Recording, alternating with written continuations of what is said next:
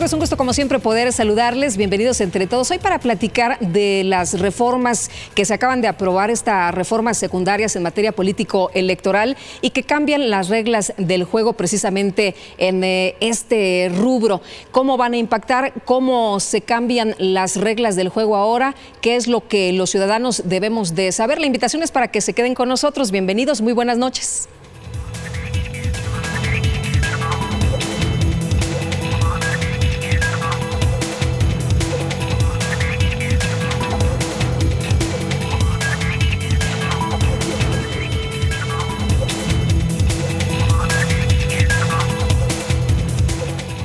Y les quiero presentar a nuestros invitados esta ocasión y les agradezco que nos acompañen aquí en el estudio el diputado Enrique Mendoza Velázquez. Él es presidente de la Comisión de Asuntos Electorales de la 58 Legislatura Local. ¿Qué tal? ¿Cómo estás, Enrique? Bienvenido, muy buenas noches. Buenas noches, Lupita. Gracias por la invitación y como siempre a la orden. Qué gusto saludarte. Igualmente. Y también en el estudio nos acompaña, y también le aprecio que así lo haga, el doctor Miguel Ángel Eraña Sánchez. Él es profesor de tiempo completo de la carrera de Derecho de la Universidad Iberoamericana. Bienvenido, ¿qué tal? Muchas gracias, Lupita. Encantado de estar en tu programa. También qué gusto que estés con nosotros en esta ocasión. Y antes de empezar, de entrar en materia el día de hoy, les quiero presentar justamente lo que tuvimos en el programa anterior. Esto fue de lo que conversamos.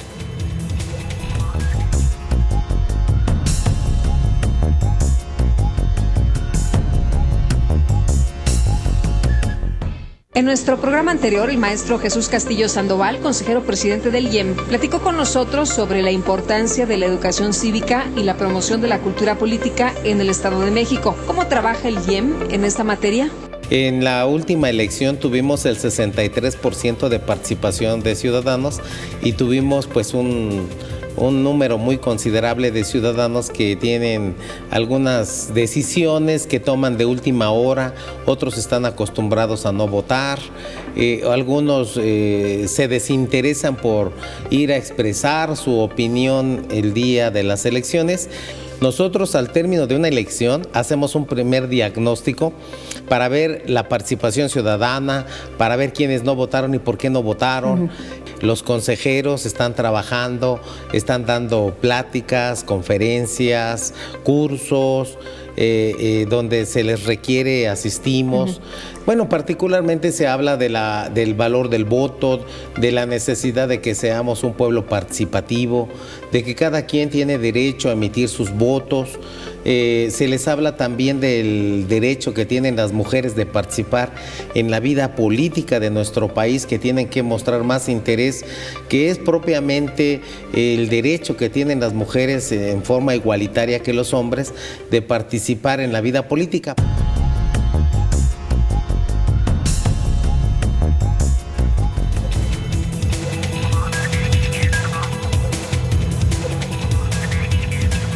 Bueno, y ahora sí vamos a entrar de lleno en materia y te quiero preguntar, Enrique, sobre esta sustitución del COFIPE por la Ley General de Instituciones y Procedimientos Electorales. ¿Qué significa? ¿Cuál es el impacto? ¿Cuáles son las grandes transformaciones? Lupita, para ponernos en contexto, quisiera recordar que el pasado 13 de mayo se convocó a un periodo extraordinario de sesiones por parte del Senado de la República y a partir de ahí se sesionó con el objeto de que se diera a conocer cuáles serían los elementos a discutir para la Ley General de Instituciones y Procedimientos Electorales, la Ley General de Partidos Políticos y los medios de impugnación.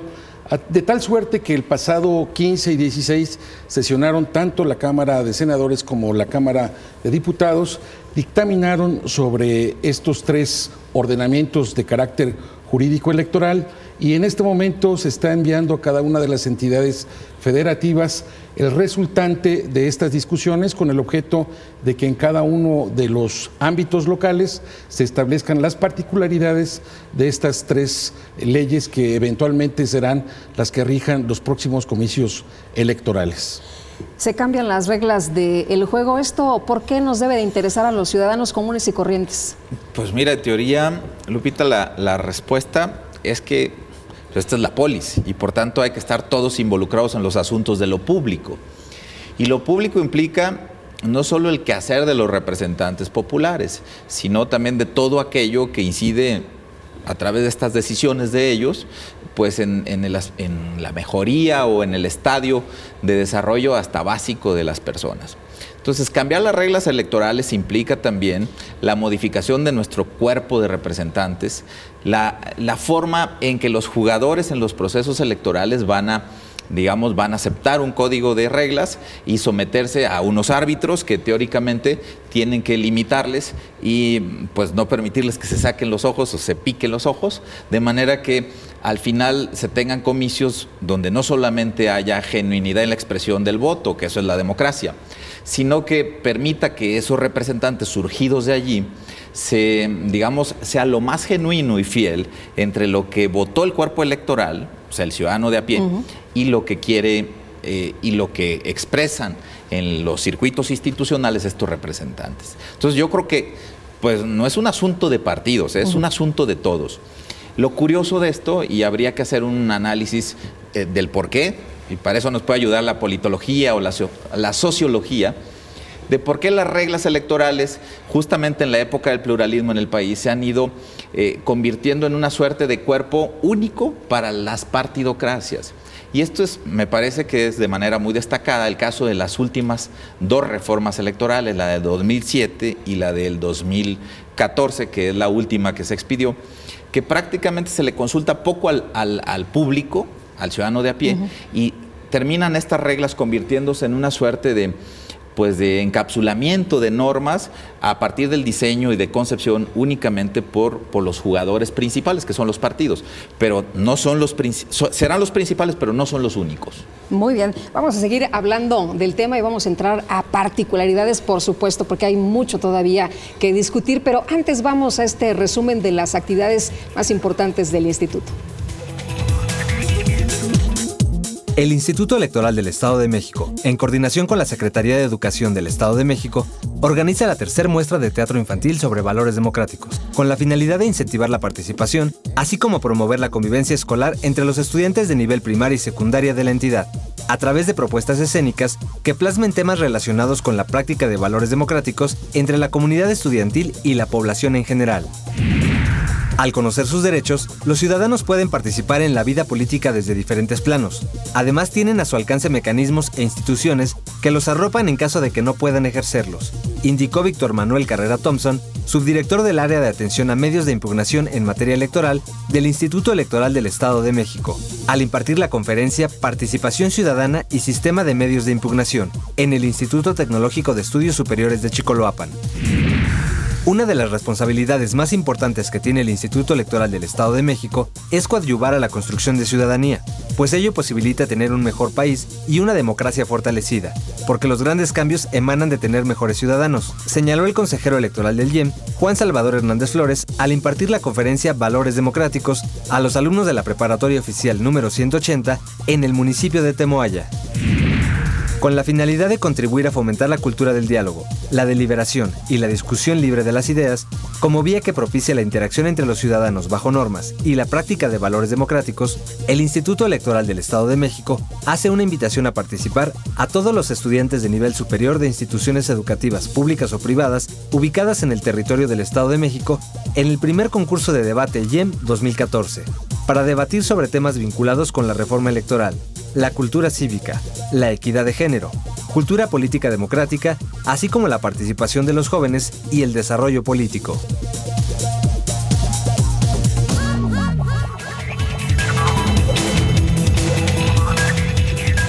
Bueno, y seguimos entre todos hablando de estas nuevas reglas del Instituto Nacional Electoral, de cómo quedarán las cosas en los institutos locales, pero me gustaría de manera general conocer su opinión. ¿Es una buena reforma? ¿Son buenas reformas lo que estamos viendo en materia político-electoral? Es una reforma necesaria porque definitivamente es una discusión que se ha dado en los altos niveles del ejercicio público en primer lugar y en segundo lugar en los liderazgos de los partidos políticos, retomando en gran medida también la insatisfacción de carácter ciudadana. Voy a un caso muy ejemplificativo, las candidaturas independientes que en esta ocasión van a ser vigentes pero reguladas en cada una de las entidades federativas. Los 493 artículos que en este momento tenemos ya discusión en las entidades y que están articulados en 8 libros, lo que es la Ley General de Instituciones y Procedimientos Electorales, sí tienen una serie de circunstancias que tenemos que tropicalizar, valga la expresión, en los estados, particularmente el hecho de las candidaturas comunes. Y así podemos ir con otros temas. Se adelanta la elección un mes, ahora ya no va a ser en julio, sino va a ser en junio, y se le faculta al Instituto Nacional Electoral para todo lo que es la elección de los consejeros electorales, para darle transparencia, legitimidad y sobre todo objetividad a las diferentes sanciones que se dan en los estados, para evitar cualquier tipo de cuestionamiento a las decisiones. Me parece en consecuencia que es una reforma necesaria, pero que tampoco podemos decir que es la única y la definitiva. Siempre existe un proceso de evolución en el tema político. Miguel Ángel. Pues siguiendo en el orden que apunta el diputado Enrique, me parece que sí es muy trascendente esta reforma. Y efectivamente no quiere decir que sea la última, porque ya vemos que hay un continuum donde pasa el proceso electoral y se vuelve a replantear el esquema de reglas del juego. Y yo creo que es algo que no es tan sano para el sistema democrático. Hay cosas que hay que verificar si se están afectando al modelo democrático, y hay cosas que exactamente nos va a decir el empirismo si es necesario cambiar o mantener. Ese es el caso, yo creo, de buena parte del sistema electoral local, que por un lado hay una crítica demoledora, normalmente desde el centro, de que había un sistema que no estaba funcionando. Eso no es exactamente cierto, porque hay organismos públicos electorales, institutos electorales que funcionan pues de la manera, digamos, correcta, o por lo menos tendiente a la funcionalidad y a la operación democrática. Pero parece que se partió de una premisa como que habría que cambiar todo, y no es así que se haya cambiado todo. Buena parte de las normas que aludía el diputado Enrique se han solo transformado o pasado de las viejas legislaciones, vigentes todavía hasta hoy, porque en esta semana se hará la expedición formal en el Diario Oficial de la Federación, firmadas por el Ejecutivo digamos, de la publicación de estas nuevas normas. Por tanto, todavía no están en vigor, pero están a punto ya de configurarse en esta expresión. Pero yo creo que hay que revisar, en el marco de los ordenamientos locales, no solo el apego a las nuevas disposiciones. Tú preguntabas qué tal, si son buenas o son mejores o peores. Yo no me atrevería todavía a hacer una calificación, simplemente son distintas. Y lo que sí es que estas normas lo que implica es una gran corresponsabilidad, no solamente de los jugadores principales del sistema de elección, que son los partidos, sino todos los jugadores adyacentes y principalísimos, como el público, el ciudadano de a pie. Pero aquí cuentan mucho también la postura de los árbitros, y creo que los árbitros están diseñados, al menos normativamente, de manera muy edificadora. Se quitan inercias negativas como que haya digamos, el presupuesto político que en las legislaturas electorales pesaba más a la hora de decidir la integración de los cuerpos electorales, específicamente de los organismos públicos. Ahora pasa al INE nacional esta facultad. Entonces yo creo que hay cosas que apuntan a lo correcto, pero hay otras que hay que ver si están funcionando ya en los estados o que sí hay que modificarles. Muy bien. Vamos a unos mensajes. La invitación es para que sigan entre todos. Regresamos de inmediato.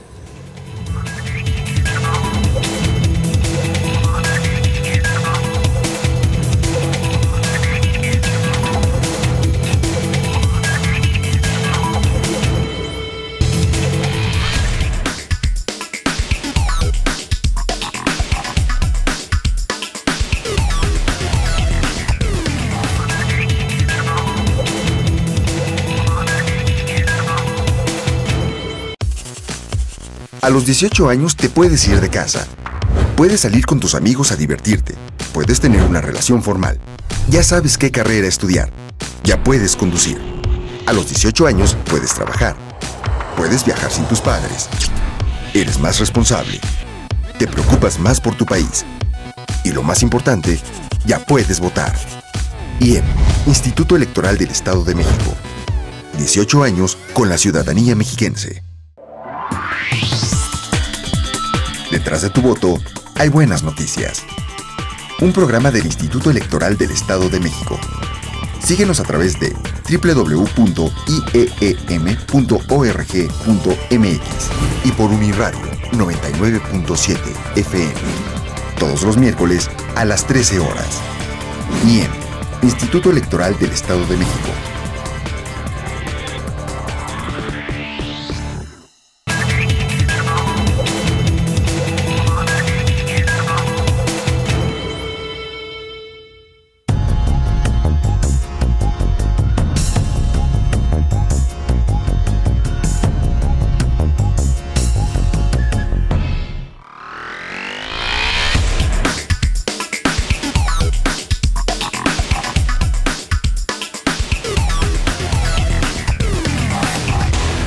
Yo no creo que sea para mucho bien, por lo menos no para los ciudadanos. Pues yo creo que depende de cada uno, ¿no? De la forma de pensar, porque a algunos les parece bien la forma de trabajar, pero algunos siempre están en desacuerdo. Y yo creo que nos adaptamos mejor a las opiniones, pues casi de la gente. No es relativamente, ¿no? Dependiendo de los representantes de los partidos, o sea, los que van a estar para continuar con este gobierno, es relativo y pues ya todos saben las cosas buenas que se dan, pero también las cosas malas. Entonces, pues yo creo que es un proceso democratizador en México que de alguna manera tendrá una participación mayor de la ciudadanía. Creo que vamos a confiar más en los órganos electorales y de manera importante un beneficio en la población a nivel nacional. Pues mira, siento que lo que pretendemos es buscar una manera más eficiente de que nuestra democracia se pueda llevar en nuestro país. La reforma busca ese sentido, tal vez una mecánica, un marco más seguro para que nuestras elecciones y todo lo que es un proceso electoral se lleve más limpio, más seguro y la voluntad del pueblo pues se ejerza adecuadamente.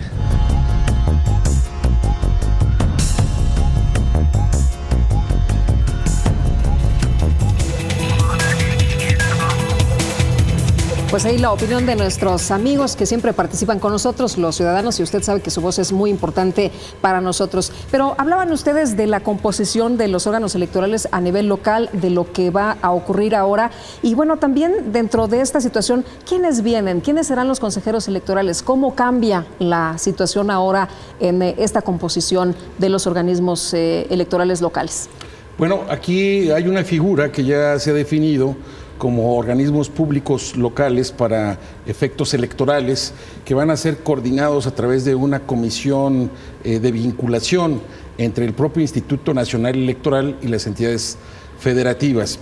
En este sentido, habría que subrayar que existen temores fundados en el sentido de que los nuevos consejeros electorales cumplan con el perfil, la expertise y sobre todo la trayectoria en entidades públicas que nos garanticen comicios que se lleven a cabo en los mejores términos. Nosotros como diputados en la 58ª legislatura nos hemos pronunciado porque se celebre un proceso similar al nacional para la integración del Consejo General en la entidad. Esto es, que se garantice a partir de un número determinado de consejeros actuales que ya tienen experiencia en la materia y en diferentes procesos electorales la continuidad de los trabajos sin mayor sobresalto, y que por el otro lado exista también una convocatoria pública manejada por el Instituto Nacional Electoral que oxigene en un momento determinado la integración del propio Consejo Electoral.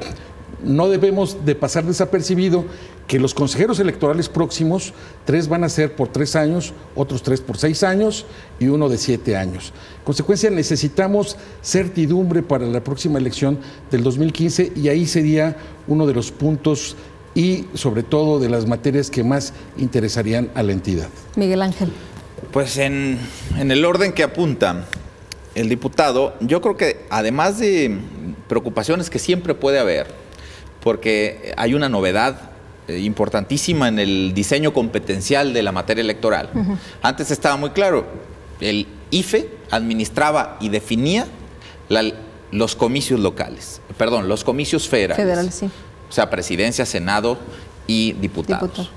Y los institutos locales hacían lo propio con leyes locales, desde Constitución y normas secundarias, para arbitrar en los comicios locales de gobernador, ayuntamientos y diputados locales. Sin embargo, hoy tenemos un tercer género competencial que no es ni general ni federal. Es una mixtura que todavía habrá desde la academia que teorizar. Porque si bien hay avances en el diseño y en la clarificación en la nueva legislación, hay cosas que dice la Constitución en la reforma del 10 de febrero que no están bajadas de manera puntual y a detalle en la legislación actual. Pero yo desconfiaría menos en los personajes que sean elegidos en el Consejo General, porque me parece que con la renovación del Consejo General del IFE hay una mayoría muy clara de consejeros que están comprometidos con un nuevo modelo de elecciones y que seguramente no pueden arriesgarse a elegir para los estados perfiles cuestionados, perfiles de personas que no reúnan el expertise o algo muy importante, la autoritas, para que sean buenos árbitros en las elecciones locales. Oye, pero la presión antes estaba en los organismos electorales. ¿No se va la presión ahora al Instituto Nacional Electoral? ¿No va a ser la misma historia? Yo creo que algo va a ocurrir, pero no solo eso. En este nuevo diseño competencial, donde el INE, desde el Consejo General y esta comisión que a su vez tiene un órgano técnico, operativo, ejecutivo, para vincular a los órganos locales con el INE, yo creo que aquí hay que pensar que en el INE nacional van a elegir muy bien a quien sea titular de estos órganos y comisiones, porque no se trata de hacer subordinados a los órganos locales desde la Ciudad de México, ni tampoco se trata de una intrusión abusiva a partir de las competencias que tenga el INE sobre los organismos públicos que deben mantener la autonomía que está expresa en la Constitución. Entonces yo creo que hay que armonizar y tratar de equilibrar las nuevas competencias del INE también con las que tiene la legislación local, que justamente están a punto de expedirse con fecha límite del 30 de junio en todo el país. Todos los congresos del Estado tienen como fecha límite el 30 de junio para armonizar la legislación local con la nacional. Diputado. En ese sentido, quisiera abundar que uno de los temas que más ocupan y preocupan a los analistas políticos y a los actores políticos, particularmente las entidades, es el sistema profesional electoral. Actualmente en el Estado de México pues contamos con una veta muy importante de servidores públicos que se han venido formando, especializando a lo largo de los años en el tema electoral. La pregunta es, ¿los va a absorber el Instituto Nacional Electoral? Lo digo porque la propia minuta no viene reflejado, viene nada más de alguna manera parafraseado el tema del Servicio Nacional Electoral, no el de los estados. Dos, se hablaba de que con esta reforma electoral se iba a economizar en los gastos de todo lo que es la organización del proceso electoral. Ahora el consejero presidente del Instituto Nacional Electoral comentaba que van a tener que habilitar un ejército de fiscalizadores para cada uno de los distritos electorales, lo que implicaba que el propio presupuesto tendría que ser reconsiderado por la Secretaría de Hacienda a nivel nacional con el objeto de darle los recursos sobre el particular. Pero no solamente ello, vemos otros temas que se han dejado de lado y que me parece son fundamentales. El caso de todo lo que significa la plantilla de personal sindicalizado. ¿Qué es lo que va a ocurrir con ellos? ¿Los va a absorber el Instituto de Seguridad Social de los Trabajadores del Estado cuando estaban cotizando en la entidad a través de otro instituto?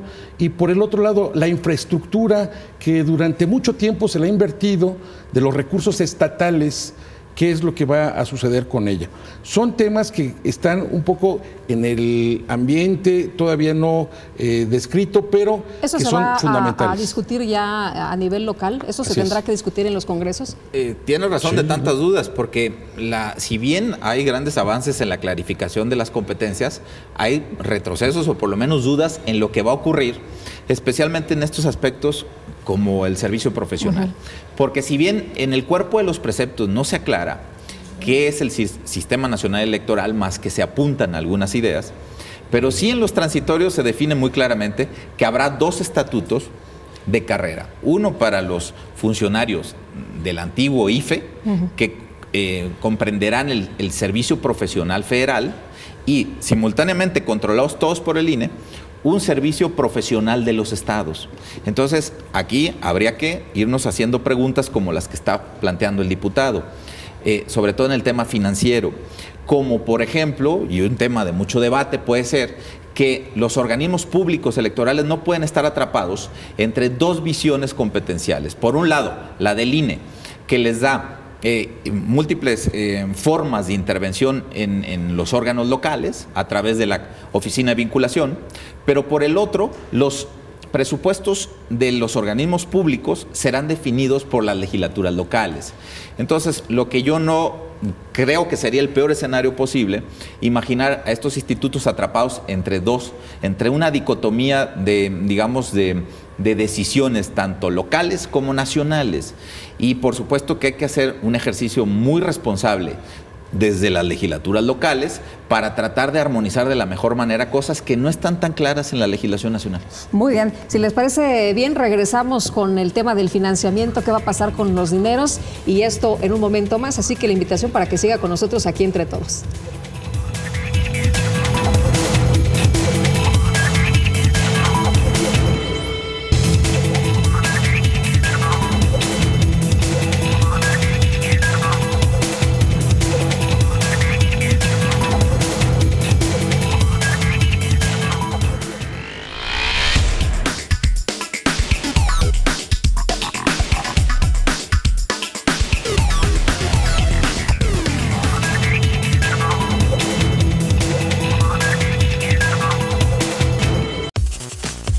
A los 18 años te puedes ir de casa.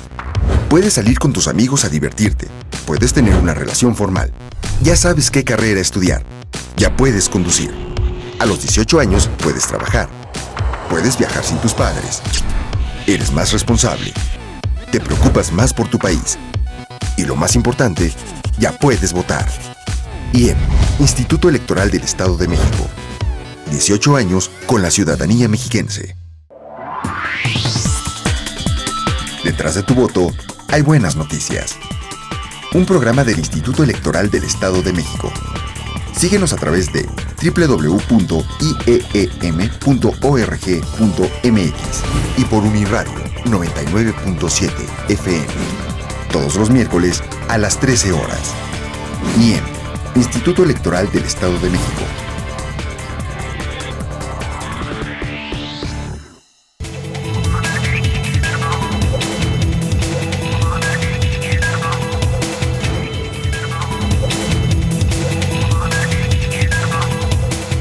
Y seguimos entre todos platicando de estas reformas político-electorales y su impacto precisamente, cuáles son los cambios más importantes. Y decíamos a nuestros amigos sobre el tema de la fiscalización. ¿Qué va a ocurrir aquí? ¿Cómo va a ser ahora la situación? ¿Quién fiscaliza? ¿Quién? ¿De dónde? ¿Para dónde? ¿Cómo va a estar? Bueno, aquí también establece el dictamen que existirá ya una fiscalización muy particular de todos los actos que eventualmente se puedan considerar como eventos anticipados de campaña. Debemos de también mencionar que el proceso electoral iniciará en la primera semana de octubre y en consecuencia cualquier aparición pública de servidor público o por el otro lado de representante popular puede estar encuadrada dentro de este tipo de esquema con el objeto de garantizar equidad en la contienda, pero por el otro lado también lo que es el derroche de los recursos. Ya lo estábamos comentando fuera del aire, que lo que van a hacer los utilitarios pues están prácticamente proscritos, serán solamente textiles. Y esto es un avance en la medida de que se da por un hecho que cualquier tipo de condicionamiento al voto será sancionado. Se clarifica también en el tema de lo contencioso electoral, cuáles son estas causales y esto es un avance también, tenemos que decirlo, para todo lo que es el derecho procesal electoral, porque se le había avanzado mucho en la interpretación de la jurisprudencia, pero ya es otra regla que sin duda le dará una mayor contundencia a lo que va a ser los órganos jurisdiccionales y en consecuencia en la claridad de los resultados electorales también. Miguel Ángel. Pues yo creo que en apunte o en extensión a lo señalado, podría decir que una de las cosas más trascendentales como avance que yo pues veo, por más que soy crítico de una parte de la reforma, es que se tienen nuevas reglas que pueden eventualmente darle seguridad, no solo jurídica, sino también a la garantías a la equidad. Y además, otra cosa muy importante, en tanto que se incorpora un nuevo principio rector como es la transparencia de las actuaciones de todos en materia electoral, devenido de este principio, ahora se tienen desde modelos, por ejemplo, de cuentas de candidatos únicas, chequeras únicas. Hay la eventual posibilidad de que algunos de los gastos se contraten directamente desde el Instituto Nacional. Hay una parte muy importante de la fiscalización que tiene que ver con la eliminación de la discrecionalidad y de la temporalidad que se iba uno un año después. Podía ya estar alguien tomando posesión del cargo y todavía le podían estar dictaminando que tuvo excesos en la fiscalización. Oye, y los ciudadanos decimos, si Hacienda nos fiscaliza cada mes y nos sanciona cada mes, ¿por qué no a los candidatos? No a los candidatos, ¿no? Ahora se va a hacer antes de que tomen posesión estos. Y ese es un gran avance, me parece. Las competencias las mantiene sustancialmente el INE nacional, pero pueden eventualmente, cuando haya condiciones técnicas en los estados y obviamente garantías de eso, de transparencia, de cualificación profesional, para que a través de un convenio sean las propias entidades con sus organismos públicos autónomos quienes puedan hacer la fiscalización excepcionalmente. Pero es una competencia del INE nacional. Ahora, Enrique, decía algo muy importante, la gente está harta de que se desperdicie el dinero, ¿no? Que al final son los recursos que todos aportamos en materia de impuestos. Y hablaba, Enrique, de la propaganda, que también ahí cambian las reglas. Ahora los candidatos tendrán que reciclar la propaganda, ¿no? Tendrá que ser un material que se pueda ser compatible con el asunto del medio ambiente, además de la lana. Sin duda, porque ya en el Estado de México lo que era el gasto en medios de comunicación ya no se ejercía prácticamente por los candidatos. Te lo digo por experiencia propia. Ahora me parece que lo único que vamos a aspirar son espectaculares y algunas vinilonas, y lo demás va a ser prácticamente programa y oferta política. Pero en ese tema también quisiera mencionar que existe dentro del dictamen una puntualización muy acendrada en el sentido de que la Secretaría de Hacienda, a través de sus áreas de inteligencia criminal, van a tener acceso a cada uno de los prolegómenos de la contienda electoral para investigar si efectivamente el dinero es lícito, si la procedencia de igual manera. E incluso existen reformas a la ley orgánica de la Procuraduría General de la República para incidir sobre ese tema. Ahora, si van a tener ya más fiscalización, ¿esto significa que ya no van a poder comprar el voto, algunos como se hace en las campañas, como lo conocemos ahora? Pues en principio yo creo que tienen que acusarse los controles. Mejoró el sistema de punibilidad de los delitos electorales. Es decir, se expidió también una legislación que va a darle más competencias a la Fiscalía Especializada en Delitos Electorales. Ya no podrá tener, como en los anteriores años, los pretextos de que no tiene competencias expresas, que siempre los fiscales últimos han apelado. Yo creo que ahora el régimen de delitos está más claro y obviamente ayuda también que el modelo de autonomía que gana la PGR, que será ahora la Fiscalía General de la República, para mejorar, digamos, el sistema institucional de persecución de las conductas de este tipo. Pero regresándonos un poco a la propaganda, me parece que todavía en esta parte, a pesar de la ecologización, por decirle de una manera, a la propaganda de los partidos, me parece que fue todavía algo incompleto lo que hizo la legislación vigente. Yo estoy a favor del modelo francés, donde la Autoridad Nacional Electoral tiene tan controlado los espacios, donde incluso el tamaño de los espectaculares, que no son como los nuestros de 50 metros, sino que cualquiera puede ir en las elecciones o verlas por internet en Francia y ver que son espacios pequeños, moderados, donde cada candidato tiene el mismo lugar destinado por la autoridad nacional electoral. No ocurre aquí así.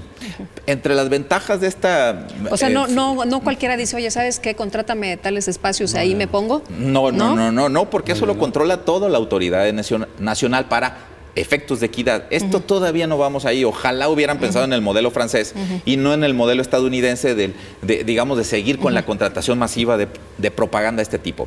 La única ventaja que tienen los ciudadanos es que ahora se les va a cargar a las prerrogativas de los partidos, a las administraciones públicas de dinero, que si después de la elección no quitan su propaganda, se les va a cobrar por la autoridad electoral se les va a cobrar justamente lo que no hicieron, que es quitar la propaganda, que luego ya vemos que acaba en el piso y en un derroche abusivo. Pues ahora esos costos van a parar a la administración de los partidos. Oye, casi oigo a nuestros amigos del auditorio que dicen, qué bueno, ¿no? Esos son los avances. Esos son los avances. Porque al final del día, todos somos ciudadanos, queremos ver un entorno limpio. Y también te quiero comentar aquí, Lupita, que en el caso del Estado de México prácticamente se dio un avance en ese sentido. Ya los partidos políticos y los candidatos teníamos asignado un número determinado de espectaculares y de ahí en fuera no podías contratar ninguno más. En consecuencia, a nivel de las entidades, creo que se tiene que hacer una revisión muy exhaustiva de todos estos términos con el objeto de hacerla contemporánea, sí, pero los avances que ya hemos tenido y experimentado en la entidad, pues tratarlos de simplemente extrapolar a esta nueva legislación. Hay otro asunto también que les interesa a nuestros amigos del auditorio que nos están viendo esta noche y que muchos están levantando la mano porque ahora que se abren las candidaturas independientes también dicen yo me apunto, yo no estoy de acuerdo con tal o cual partido político y bueno, pues yo quiero también participar. ¿Qué opinan ustedes? Pues yo de esa parte quizás soy el más crítico del modelo que se bajó en la legislación secundaria, porque por un lado la reforma de 2012 es bastante poética y dice que los ciudadanos ahora también podrán expresarse en las urnas y ser candidatos sin necesidad de que los respalde el fiat de un partido. Sin embargo, esta legislación lo que hace es, justamente por lo que decía yo al inicio, con un espíritu partidocrático excesivo y me parece que con poco respeto a los ciudadanos que no quieren militar en partidos, les han cerrado por ponerles un umbral extraordinario de requisitos para que puedan ser candidatos. Como decimos, pusieron la vara muy alta, ¿no? Hombre, abren en la Constitución, pero cierran la llave en la ley reglamentaria. Y nadie puede, vamos a ver si tenemos algún candidato excepcional, casi de, que no ha nacido, yo creo, que sea capaz de juntar el 1% del porcentaje de firmas del padrón electoral, bueno, de la lista nominal, que no es lo mismo, porque para formar un partido político se requiere la firma de 0.26%.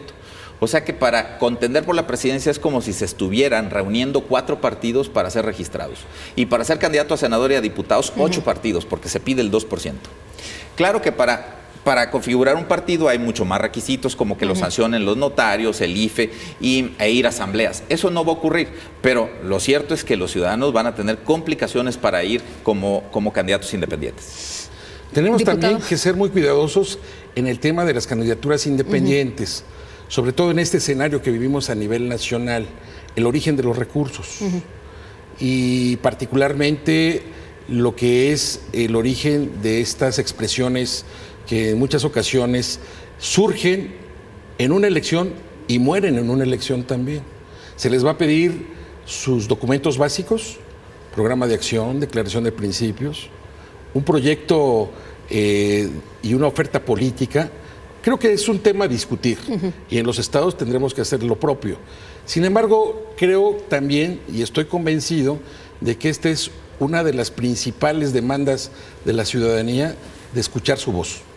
Pero sí quieren que participen los ciudadanos. Claro que sí. O los diputados dicen, no, ¿qué pasó? Por favor, bienvenida. Nos van a hacer la competencia, nos van a quitar la chamba. Yo espero que le bajen el umbral aquí en el Estado de México y en el resto de los estados. En el umbral específicamente de los distritales no es tan exagerado.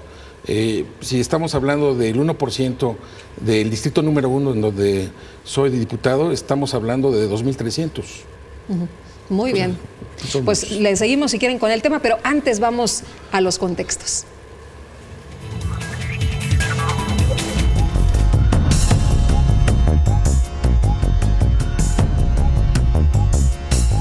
Un tema me parece relevante y que se está posicionando en la Facultad de Ciencias Políticas justamente es el tema de la juventud.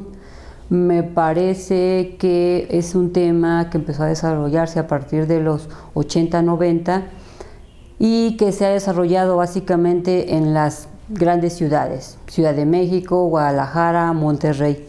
Y hay varios esfuerzos para tratar también de ubicar qué pasa con los jóvenes, en este caso en el Estado de México y de manera particular en el Valle de Toluca.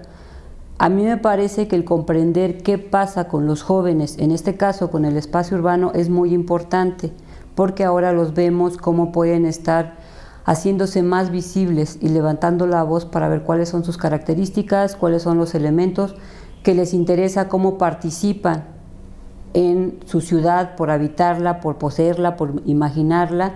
Entonces me parece que un aspecto importante en el caso de la facultad es justamente ese interés por tratar de desarrollar el tema de los jóvenes en el sentido de comprenderlos, qué están haciendo y cómo se incorporan, sin tratar de estigmatizarlos y decirlo, los jóvenes son malos o pueden ser vándalos. Al contrario, me parece que sí podemos ubicar qué están haciendo, cuáles son esas características, sumamos y conocemos diversas actividades que ellos están trabajando. Entonces, varios de los profesores de esta facultad hemos tratado de desarrollar una línea de investigación con esas características, así como un seminario internacional que nos permite cada 2 años tener la visita de diferentes especialistas en esa temática para tratar de armar una agenda en el sentido de qué está pasando con esos jóvenes, y me parece que es importante porque incluso eso nos permite posicionarnos a nivel nacional como un centro de investigación que está tratando ese tema tan importante de los jóvenes y ese actuar en la vida cotidiana. Digo, de repente hablamos que a los jóvenes no les gusta la política, pero me parece que ellos están tratando de hacer una política a su estilo, a su manera.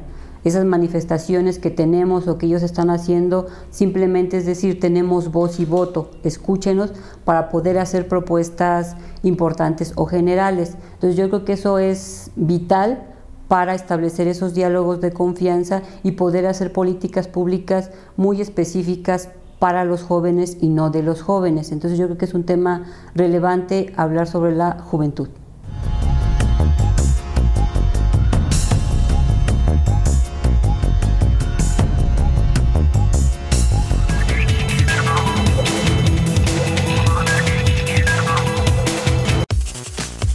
A los 18 años te puedes ir de casa. Puedes salir con tus amigos a divertirte. Puedes tener una relación formal. Ya sabes qué carrera estudiar. Ya puedes conducir. A los 18 años puedes trabajar. Puedes viajar sin tus padres. Eres más responsable. Te preocupas más por tu país. Y lo más importante, ya puedes votar. IEM, Instituto Electoral del Estado de México. 18 años con la ciudadanía mexiquense. Detrás de tu voto, hay buenas noticias. Un programa del Instituto Electoral del Estado de México. Síguenos a través de www.ieem.org.mx y por Uniradio 99.7 FM. Todos los miércoles a las 13 horas. IEM, Instituto Electoral del Estado de México.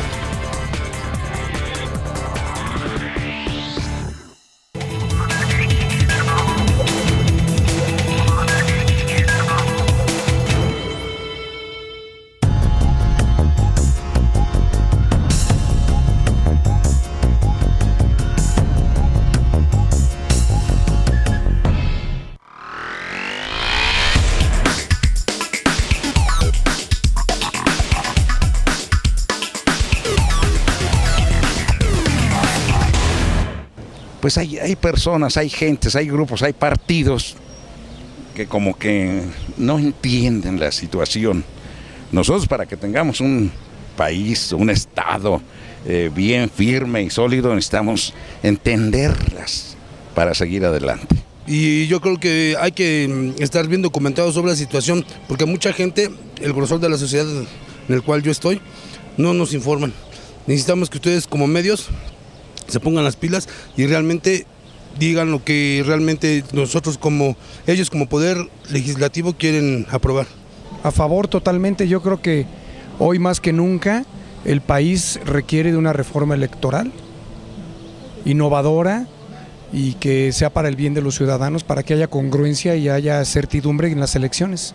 Híjole, ojalá y se dé, porque es indispensable ya que el INE pudiera tener una verdadera autonomía, aunque despierta sospecha entre los ciudadanos comunes, como somos nosotros, ya casi da igual. Depende cómo nos las presentan, ¿no?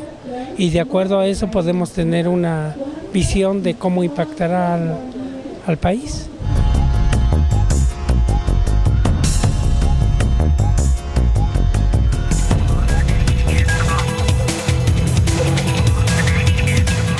Muchas gracias a usted por su participación en Nuestra Voz. Y bueno, pues muchas opiniones. Hay quienes están a favor, hay quienes están en contra, hay quienes ven con buenos ojos esta decisión ahora de que el INE atraiga los comicios que son locales. ¿Ustedes qué piensan? ¿Esto debilita a los organismos locales? ¿No deberían existir? Si ya tenemos el INE que organiza, que puede atraer las elecciones, ¿no deberíamos tener organismos locales? ¿O cómo ven ustedes la situación?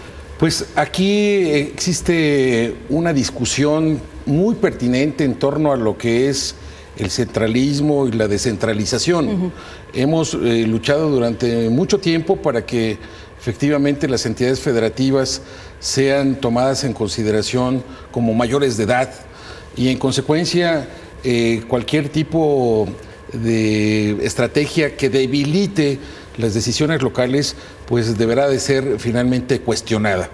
Por esta razón, el hecho de que tenga facultades de atracción de los comicios locales el nuevo Instituto Nacional Electoral tendrá que ser cuidadosamente evaluado, salvo cuestiones que efectivamente cuestionen en forma integral todo el proceso electoral y que sean plenamente justificadas. De otra manera, estaríamos dando una regresión a todo lo que ha sido el avance democrático en el país. Merced a lo anterior, es importante también mencionar que no porque surja un nuevo órgano electoral tendrá que ser en detrimento de las entidades. Tendrá que haber un justo equilibrio.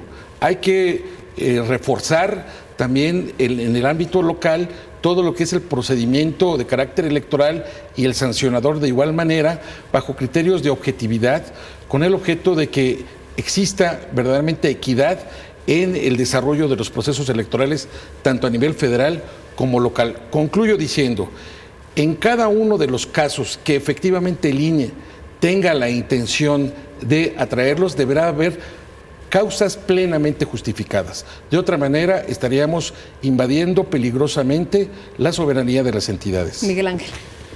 Pues bueno, ¿qué te diré? Yo soy constitucionalista y un defensor del Estado federal desde siempre, y me parece que estas prevenciones que alude el diputado, pues son normales que se expresen desde los estados, y yo creo que sí es necesario asumir con responsabilidad desde los dos lados, no solo desde el INE, también desde los estados. Hay que ser muy cuidadosos con la no interferencia en la autoridad local, hay que ser muy cuidadosos con la ordenación competencial en las legislaciones locales, de forma que se garantice no solo un sistema competencial de manera adecuada, sino que respetar el ejercicio ya en el campo de la actuación de los árbitros. Y yo creo que aquí el ejercicio implica responsabilidades para todos. Un INE nacional que se estrena con competencias, que por cierto, qué bueno que son de excepción, y como bien lo apuntó el diputado, esa asunción extraordinaria de competencias locales por el INE, pues no puede ser ordinaria, porque entonces estaría desconfigurándose la facultad electoral que tiene. De manera que por eso es que está arreglada y se pide una serie de requisitos y de condicionamientos que que no se pueden superar tan fácil. De manera que yo creo que hay que esperar una responsabilidad, porque muchas de estas cosas no solamente se deben hacer reformando las leyes. Yo creo que viene una etapa donde hay que permitirle a los árbitros el ejercicio puntual y no desaforado de estas competencias. Es decir, hay que fortalecer y a pedir que estas autoridades de nueva creación, algunas de ellas, efectivamente, en el caso de los organismos públicos, no van a nacer de la nada. Estamos hablando de organismos que algunos ya tienen una tradición institucional bien configurada, con unas inercias, unos comportamientos, unas reglas de operación que no tienen cuestionamiento, o si acaso hay que mejorarlas, pero en todo el país no se van a hacer, digamos, de la nada hacia un nuevo sistema de organización de las elecciones locales. Lo que sí creo es que debe haber mucha responsabilidad de los dos lados, tanto de la autoridad nacional como de las locales, para favorecer que los árbitros tengan condiciones de ejercicio de la autonomía, de cabal cumplimiento, y sobre todo que los jugadores, que son los partidos políticos, eleven con sentido de Estado su actuación, que hoy no se destaca precisamente por ello. Yo creo que, y aquí no estoy hablando de un solo partido, de todos, por acción o por omisión, algunos de los partidos creo que han contribuido a este déficit de configuración democrática que tiene el país, pero que poco a poco se puede ir revirtiendo. Y yo creo que en términos generales estas reformas apuntan hacia ello. ¿Tendría que ser entonces esto de la atracción la excepción y no la regla? ¿Quién lo define? ¿Quién lo dice? ¿Lo dice ya la ley o lo tendrán también que decir los organismos, los congresos locales?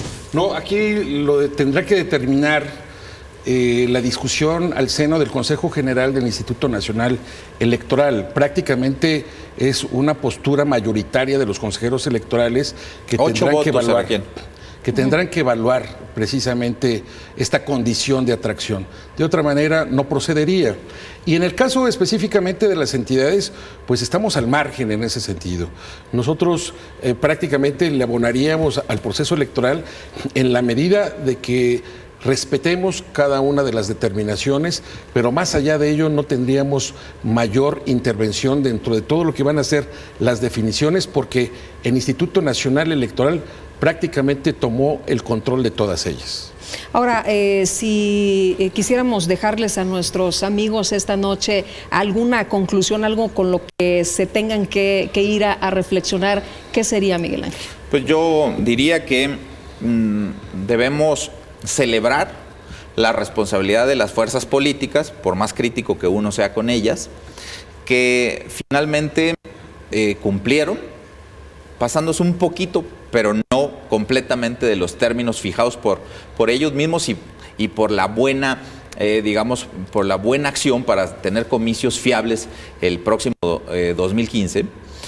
Yo creo que la reflexión es que hay que celebrar, por una parte, que las fuerzas políticas han tenido esa responsabilidad a nivel nacional, e invitar a las fuerzas políticas estatales que hagan lo propio en los estados, sin querer ver a esta institución de organización de las elecciones, como es el IFE, ahora INE, o el Tribunal Electoral, que se mantiene en sus términos, aunque con un rediseño importante, porque ahora se le cargan más competencias jurisdiccionales que antes tenía el IFE, como el procedimiento especial sancionador, que pasa al Tribunal Electoral. Entonces permitirá, creo, hacer mejores elecciones, solo y si las autoridades locales que hoy tienen que ejecutar decenas de leyes locales para reformarlas antes del 30 de junio, también lo hacen con ese sentido de responsabilidad que se está haciendo a nivel nacional, y sobre todo que permitan que los árbitros surgidos de los dos ámbitos, del nacional y del local, se expresen de manera contundente como árbitros fiables, contundentes y sobre todo creíbles y confiables por todos los ciudadanos.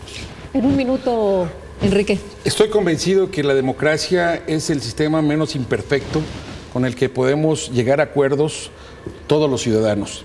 En ese sentido, en la 58ª legislatura nos corresponderá el procesamiento de este dictamen de la nueva reforma electoral. Lo haremos con oportunidad, con responsabilidad y con altura de miras. Ese es el compromiso, y invitamos sin duda a que la población, los ciudadanos, estén informados sobre estos trabajos que vienen a contribuir al perfeccionamiento de nuestro sistema democrático electoral. A los dos les agradezco que hayan estado con nosotros en esta ocasión aquí en el estudio de Entre Todos. Muchas gracias, buenas noches. Gracias, Lupita. Miguel Ángel, muchas gracias. Encantado. Y muchas gracias también a usted que nos acompañó en esta ocasión. Que la pase muy bien, que tenga muy buena semana y que disfrute de esta noche de lunes. Nos vemos la próxima, Entre Todos.